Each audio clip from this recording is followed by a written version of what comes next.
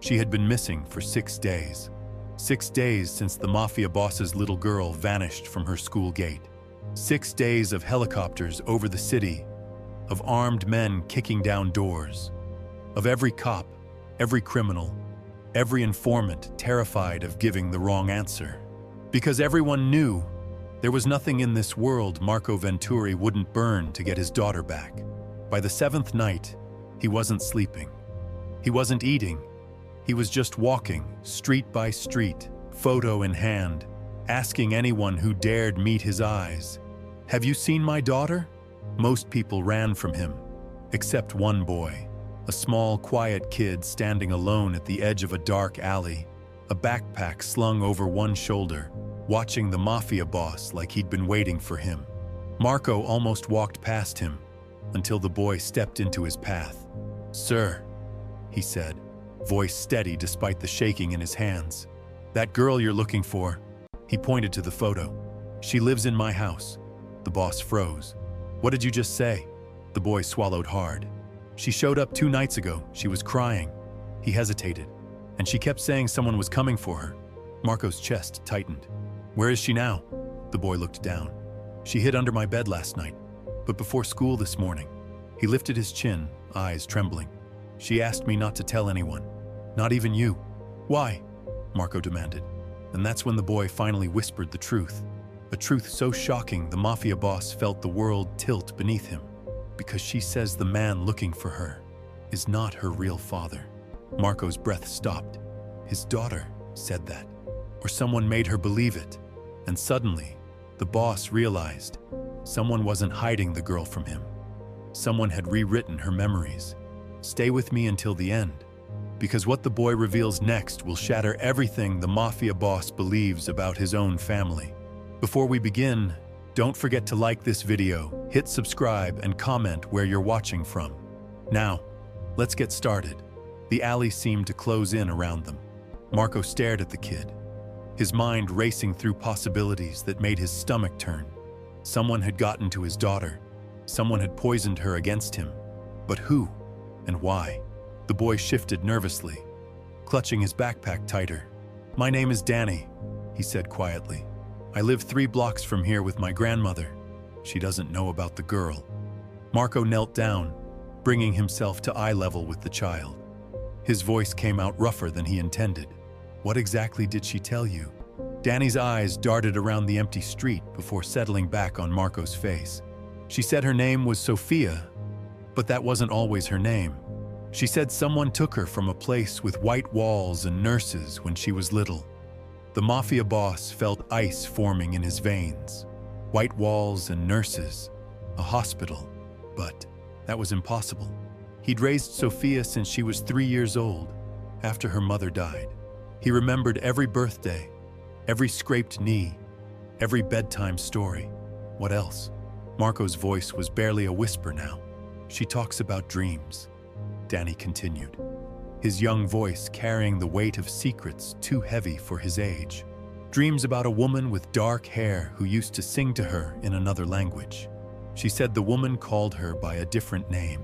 Marco's hands trembled as he gripped the boy's shoulders. "What name?" "Isabella," Danny replied. "She said the woman called her Isabella." The world seemed to stop spinning. Marco had heard that name before, whispered in the shadows of his own organization. Isabella Rossetti, a rival family's daughter who had disappeared 8 years ago during a bloody territorial war. The Rossettis had blamed Marco's family for the kidnapping, but Marco had sworn on his mother's grave that they had nothing to do with it.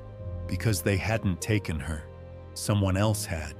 Someone who then placed her in Marco's life as Sophia. "Tell me everything she said," Marco demanded, his voice cracking, every single word. Danny took a shaky breath. "She said she remembers being in a car for a long time. A man with gray hair kept telling her to forget her old family, that they didn't want her anymore. He said her new daddy would love her more than anyone ever could." Gray hair. Marco's mind flashed to his former right-hand man, Vincent Torino, the man who had brought Sophia to him all those years ago, claiming she was an orphan from a family massacre. The man who had convinced Marco that raising the child would be an act of mercy. The same man who had access to Marco's schedule, his security details, his daughter's routine. She's scared, Danny continued. Really scared. She said the gray-haired man visits sometimes, and every time he does, she forgets things. Like pieces of her memory just disappear. Marco's blood ran cold. Vincent still visited Sophia regularly, always bringing her gifts, always spending time alone with her. Marco had thought it was kindness, an old man's affection for the child he'd helped save. But now, the pattern became horrifyingly clear. Someone was controlling Sophia's memories. Someone was keeping her confused about her identity while using her as leverage against Marco. And that someone had been in his inner circle for 8 years. "Where is she right now?" Marco asked, his voice deadly quiet. Danny hesitated. "She made me promise not to tell until she figured out what was real and what wasn't. She said if the wrong person found her, she might forget everything forever." The boy reached into his backpack and pulled out a folded piece of paper. "She drew this," he said, handing it to Marco. "She said it might help someone understand." Marco unfolded the paper with trembling fingers. The drawing was crude, done in a child's hand, but the details were unmistakable. A man with gray hair standing over a small bed, a needle in his hand. A little girl with tears streaming down her face. At the bottom of the page, written in shaky letters, were the words, "He makes me forget." Marco's vision blurred with rage. Vincent hadn't just stolen Isabella Rossetti. He had been systematically erasing her memories, keeping her trapped between two identities, using her as an unknowing pawn in whatever game he was playing. The Mafia Boss stood slowly, the drawing clutched in his fist. He pulled out his phone and scrolled through his contacts until he found Vincent's number. His finger hovered over the call button. "Don't," Danny said suddenly. "She said if you contact anyone from your organization, he'll know. She said he has eyes everywhere." Marco lowered the phone. The kid was right. If Vincent had been manipulating Sophia's memories for 8 years, he would have contingency plans. The moment Marco made a move, Sophia could disappear forever, or worse. Her mind could be wiped completely clean. "How long has she been staying with you?" Marco asked. 2 nights, Danny replied. "But she's getting weaker. She says the headaches are getting worse and sometimes she can't remember my name. She's afraid that if she stays away too long, she'll forget who she really is." Marco felt his heart breaking. His daughter, the little girl he'd loved and protected for 8 years, was fighting to hold on to fragments of a stolen identity while the man responsible walked freely in Marco's own house. But there was something else. Something that made Marco's blood burn with a different kind of fury. If Sophia was really Isabella Rossetti, then the war between the families had been built on a lie. Vincent had orchestrated everything, letting 2 powerful organizations tear each other apart while he pulled the strings from the shadows. How many people had died because of Vincent's deception? How many lives had been destroyed while he played puppet master with a stolen child's memories? "Take me to her," Marco said, his voice carrying the weight of 8 years of betrayal. Danny shook his head. "She said she'll only come out when she's ready, when she's sure about what's real. Then what does she want me to do?" The boy reached into his backpack again and pulled out a small object wrapped in tissue paper. "She said to give you this. She said you'd understand what it means." Marco unwrapped the tissue with shaking hands. Inside was a small silver locket, tarnished with age. He'd never seen it before, but when he opened it, his knees nearly buckled. On one side was a photo of a woman with dark hair and kind eyes. On the other side, engraved in elegant script, were the words, "To my Isabella, forever and always, Mama." This belonged to Maria Rossetti, Isabella's mother. Sophia had somehow kept this hidden from Vincent for 8 years. Despite all the memory manipulation, despite all the confusion, some part of her had held on to this one precious link to her real identity. "She remembers more than he thinks," Danny said quietly. "The memories come back in pieces when she's sleeping. That's why she's been having nightmares." Marco closed the locket and slipped it into his pocket. His daughter was fighting a war inside her own mind. and she was winning. Slowly, painfully, but winning. But time was running out. Vincent would notice her absence soon, and when he did, he would come looking. And Marco knew that when Vincent found Sophia again, he wouldn't just erase her memories, he would erase her completely. The weight of Vincent's betrayal settled on Marco's shoulders like a lead blanket. 8 years of lies. 8 years of loving a child who had been stolen, manipulated, turned into a weapon he never knew existed. But beneath the rage burning in his chest, something else flickered to life. Hope. Sophia was fighting back. Despite everything Vincent had done to her mind, she was clawing her way back to the truth. "I need to see her," Marco said, his voice hoarse with desperation. Danny shook his head firmly. She said not yet. She said she needs to remember more first, or else she might get confused again and forget everything. The boy pulled out a crumpled notebook from his backpack, pages yellowed and torn at the edges.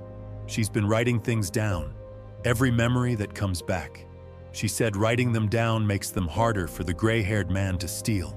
Marco's hands shook as he took the notebook. The handwriting was shaky, desperate, like someone racing against time. Page after page of fragments, snippets of a life stolen and buried.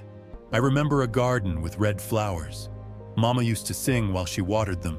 The gray-haired man gave me a shot yesterday. I forgot Mama's face for 3 hours. My real name starts with I. Isabella? Irene? I can't remember. There was a dog, a big brown dog that slept on my bed.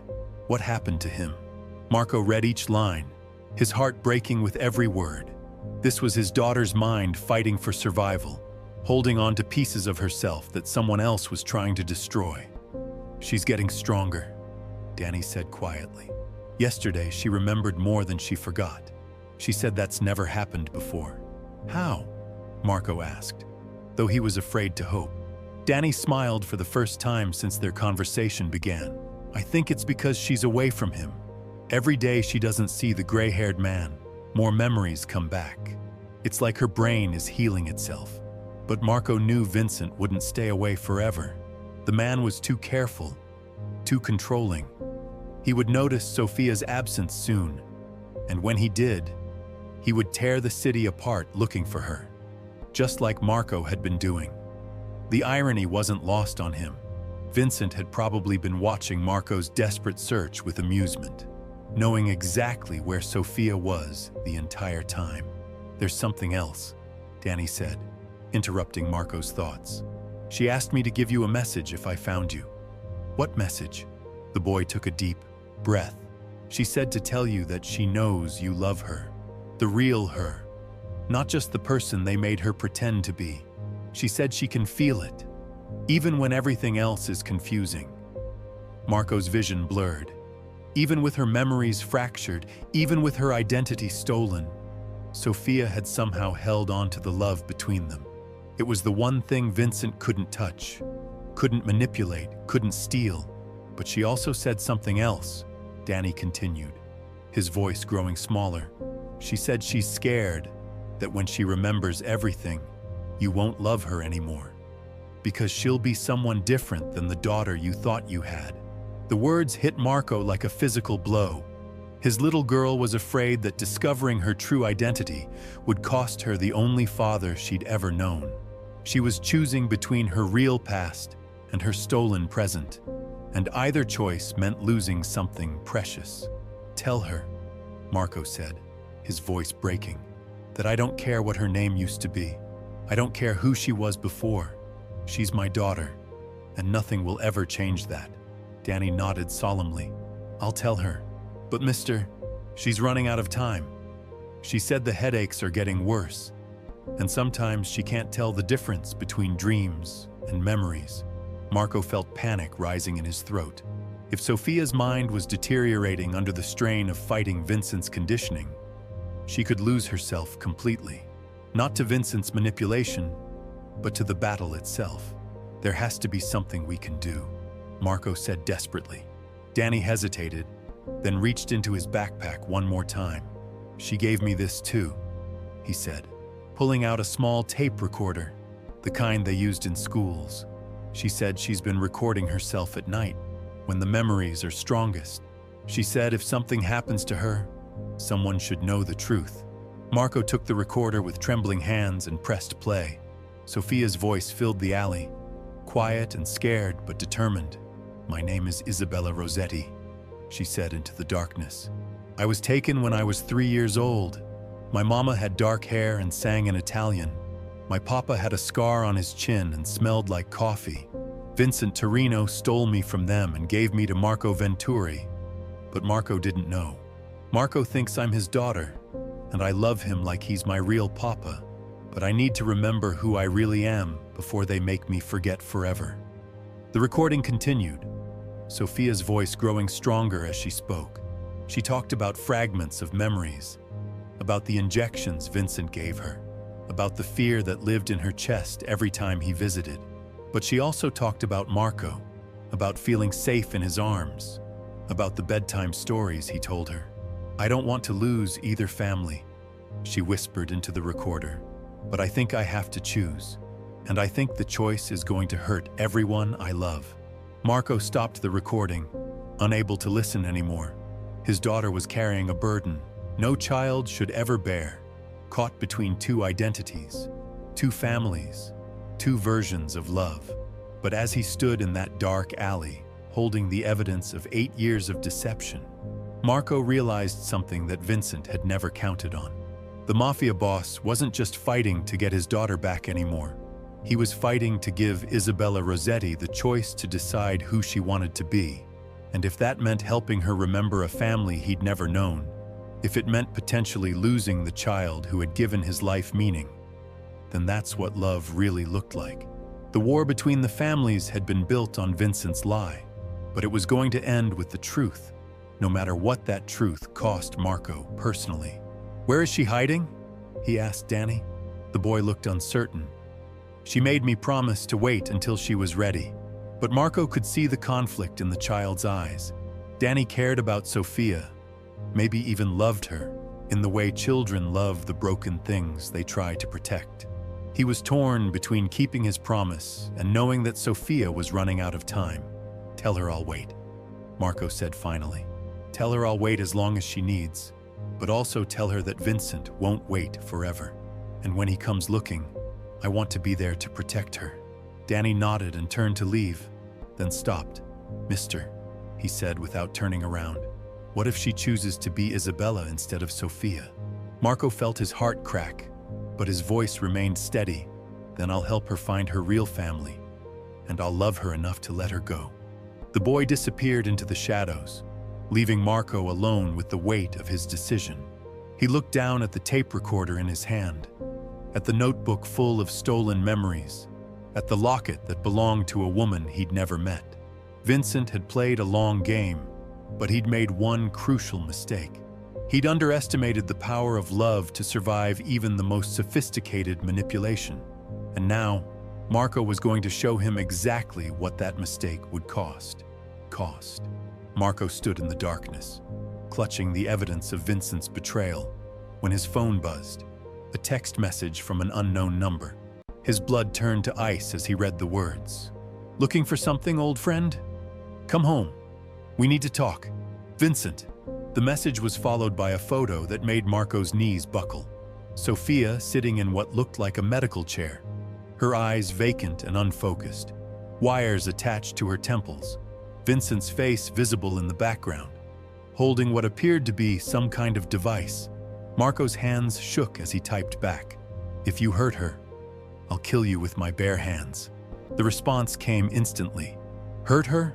Marco, I've been taking care of our little problem for 8 years, but it seems she's been having some memory issues lately. Nothing a small procedure can't fix." Danny appeared at Marco's side, having heard the phone buzz. "What is it?" the boy asked, his face pale in the streetlight. Marco showed him the photo. Danny's gasp echoed through the empty alley. "He found her," the boy whispered. "But how?" Marco's mind raced. Vincent was too smart to have left this to chance. He must have been tracking Sophia somehow. A chip, a tracker, something that would lead him right to her no matter where she hid. "Danny," Marco said, his voice deadly calm. I need you to listen to me very carefully. Vincent isn't just erasing Sophia's memories anymore. He's going to destroy her mind completely. The boy's eyes filled with tears. But she was getting better. She remembered more today than ever before. That's exactly why he's panicking, Marco realized. She's breaking free from his control, and he can't let that happen. If she remembers everything, she can expose him. Another text arrived. You have 1 hour to come alone, or the girl forgets everything forever, including you. Marco stared at the message, his heart pounding. This was Vincent's endgame. Lure Marco to a location where he controlled everything, then eliminate both problems at once. Sophia would lose her memories permanently, and Marco would disappear. But there was something Vincent didn't know, something that could change everything. Marco pulled out the locket Sophia had kept hidden for 8 years. Inside, beneath Maria Rossetti's photo, was something he'd missed before. A tiny piece of paper, folded so small it was almost invisible. With trembling fingers, he unfolded it. Written in a child's handwriting were numbers, an address. Danny, Marco said, his voice tight with urgency. This address? Do you recognize it? The boy squinted at the paper. That's the old warehouse district. But mister, that's where all the abandoned buildings are. Nobody goes there. Marco's blood ran cold. Vincent had been using an abandoned warehouse as his base of operations. A place where screams wouldn't be heard, where medical equipment could be set up without questions, where a child's mind could be systematically destroyed. How long would it take to get there? Marco asked. Maybe 20 minutes if you drive fast, Danny replied. But mister, it's a trap. You know it's a trap. Marco nodded grimly. Of course it's a trap. But Vincent made one mistake. He thinks he's the only one who's been planning. The Mafia Boss pulled out his phone and dialed a number he hadn't called in years. The voice that answered was gruff, suspicious. Who is this? Antonio Rossetti, Marco said. This is Marco Venturi. We need to talk. The silence on the other end stretched for what felt like eternity. Antonio Rossetti was the head of the rival family, the man who had been Marco's enemy for 8 years, the father of the child Marco had unknowingly raised. You've got some nerve calling me, Venturi. Antonio's voice was filled with barely controlled rage. After what you did to my family. Listen to me, Marco said urgently. Your daughter is alive. Isabella is alive, and she's in danger. Another silence. When Antonio spoke again, his voice was different, shaking. What did you say? Vincent Torino has been holding her for 8 years. He's been erasing her memories, keeping her confused about who she is. He made me believe she was an orphan, made you believe I had taken her. You're lying, Antonio whispered. But there was hope in his voice. Desperate, painful hope. She has Maria's locket, Marco said. She remembers the garden with red flowers. She remembers your scar, the way you smelled like coffee. He heard Antonio's sharp intake of breath. Those were details only Isabella would know. Details Vincent could never have told Marco. Where is she? Antonio demanded. Marco closed his eyes. This was the hardest thing he'd ever had to do. Vincent has her. He's going to destroy her mind completely in less than an hour. But Antonio, I need you to know something else. What? I love her too. For 8 years, I've loved her as my own daughter. And if we're going to save her, we have to work together. The phone went quiet except for the sound of Antonio's ragged breathing. 2 fathers, 2 men who had been enemies, both fighting for the same child. Tell me what you need, Antonio said finally. Marco felt a weight lift from his shoulders. Vincent thinks I'm coming alone. He's not expecting the Rossetti family to show up with me. Where? Marco gave him the warehouse address.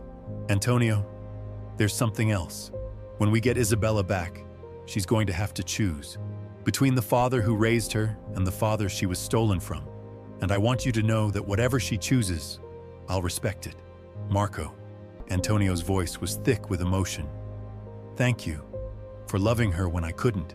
As Marco hung up the phone, Danny tugged at his sleeve. Mister, what about me? I want to help too. Marco knelt down and put his hands on the boy's shoulders. Danny, You've already done more than you know. You saved her life by bringing us together. But this is too dangerous. She's my friend, Danny said stubbornly. She trusted me when she was scared. I can't just let you go without me. Marco saw something in the boy's eyes that reminded him of himself at that age. Fierce loyalty, unshakable determination. Okay, he said, but you stay in the car. No matter what happens, you stay safe. As they walked toward Marco's car, Danny asked quietly, "What if she doesn't remember either of you when this is over?" Marco's heart clenched. It was possible that Vincent's final procedure would wipe Sophia's mind clean, leaving her with no memories of anyone who had loved her. Then we'll help her make new memories, Marco said, all of us together.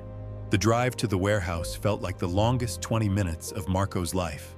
Behind them, 3 black cars followed at a distance. The Rossetti family, coming to reclaim their daughter, coming to end a war that should never have started. Marco's phone buzzed. Again, another message from Vincent. 10 minutes, Marco.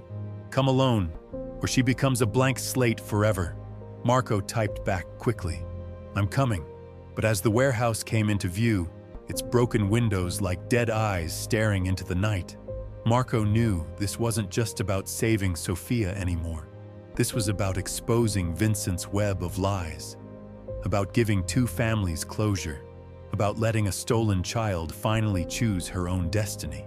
Vincent thought he held all the cards, but he was about to discover that love, real love, was stronger than any manipulation he could devise. The war was about to end, not with bullets or blood, but with the truth that a brave little girl had fought so hard to remember. Marco parked the car and looked back at Danny. Whatever happens in there, you remember this. Sophia fought for 8 years to hold on to pieces of herself. Tonight, we fight for her. As he walked toward the warehouse, Marco could hear the other cars pulling up behind him. 2 fathers, united by their love for one child, ready to face whatever Vincent had waiting for them in the darkness ahead. The final confrontation was about to begin. Confrontation was about to begin. The warehouse loomed ahead like a tomb, its broken windows reflecting the city lights in jagged fragments. Marco's footsteps echoed on the cracked pavement as he approached the entrance, each step bringing him closer to a confrontation 8 years in the making. Behind him, he could hear car doors closing softly, Antonio Rossetti and his men positioning themselves around the building's perimeter. 2 enemy families working together for the first time in their bloody history. Marco's phone vibrated. A final message from Vincent. Doors open, 2nd floor. Come up slowly and keep your hands where I can see them. The warehouse entrance gaped like a mouth, darkness swallowing the threshold. Marco stepped inside, his eyes adjusting to the dim light filtering through the broken ceiling. The smell hit him immediately. Antiseptic, medical equipment, fear. His heart pounded as he climbed the rusted stairs, each creak announcing his presence. On the 2nd floor, fluorescent lights hummed overhead, casting sickly shadows across what had once been an office space. And there, in the center of the room, was Sophia. She sat in a medical chair that looked like something from a nightmare. Wires snaked from her temples to a machine that blinked with cold, electronic precision. Her eyes were half closed, unfocused, like she was floating in some drugged twilight. Vincent stood behind the chair, his gray hair perfectly styled, his smile as warm as winter. Marco, my old friend, you're just in time for the grand finale. Let her go, Marco said, his voice steady despite the rage burning in his chest. Your fight is with me. Vincent chuckled, his hand resting on Sophia's shoulder with mock tenderness. Fight? Oh, Marco, there's no fight here. This is simply housekeeping, tying up loose ends that should have been handled years ago. Sophia's head turned slightly at the sound of Marco's voice. Her lips moved, forming words too quiet to hear. What did you give her? Marco demanded, taking a step forward. Nothing permanent, Vincent replied, adjusting a dial on the machine. Just something to keep her calm while we finish our work. You see, the little princess has been having some very inconvenient memories lately. The machine beeped, and Sophia's body tensed. A small cry escaped her lips. "Stop it," Marco growled, his hands clenching into fists. "I'm afraid I can't do that," Vincent said, his voice taking on a lecturing tone. "You see, Marco, this child has become a liability. She remembers things that could destroy everything we've built. Names, faces, conversations that happened when she was supposedly too young to understand." Vincent walked around the chair, his fingers trailing along the equipment, like a pianist preparing for a concert. "Did you know she remembers the night I took her? Every detail. The way her mother screamed. The way her father begged. She even remembers what I told them before I pulled the trigger." Marco's vision blurred with rage. "You killed them."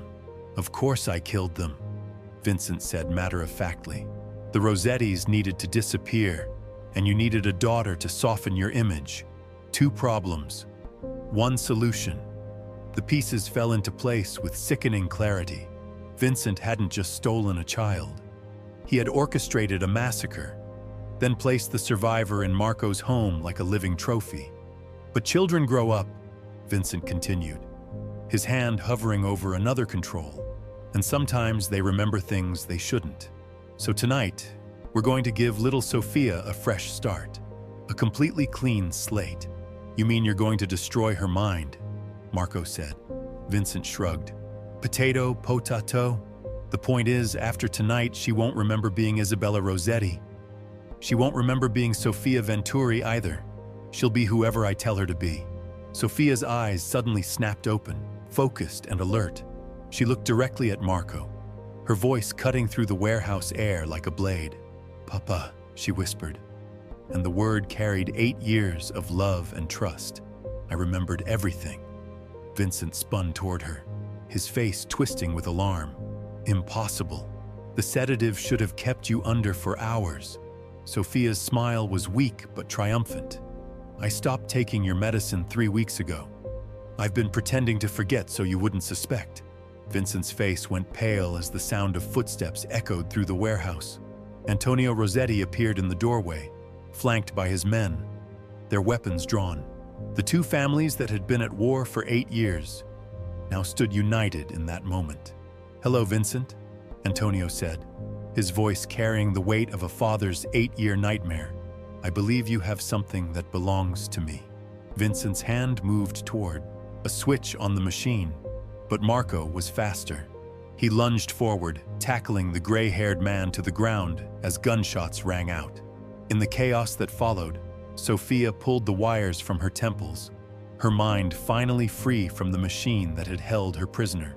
When the smoke cleared, Vincent lay motionless on the warehouse floor. Sophia stood between 2 fathers, her memories intact, her choice finally her own. She looked at Marco, then at Antonio, tears streaming down her face. "I remember everything now," she whispered. "I remember both families, both fathers who loved me." And in that moment, as sirens wailed in the distance and justice finally arrived, Isabella Sofia Venturi Rossetti made a choice that would heal 2 broken families and end a war built on one man's lies. Sometimes the truth doesn't set you free. Sometimes it gives you the power to choose who you want to be.